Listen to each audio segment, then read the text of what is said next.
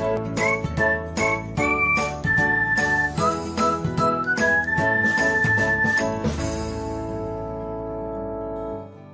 everyone, welcome back to another episode of Technologyglance. Today, in this video, I am going to guide you through how you can turn off disable link previews on WhatsApp Business. So, let's get started. Firstly, open WhatsApp Business app in your device. Then tap on three dots icon. Next, tap on settings. After that, tap on privacy. Then scroll until you find advanced. Next, tap on it. After that, you can see the option of disable link previews.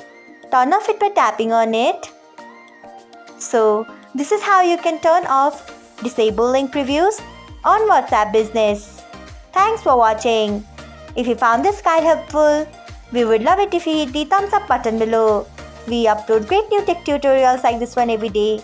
So, do not forget to subscribe to our channel and hit the bell icon so that you'll never miss another update.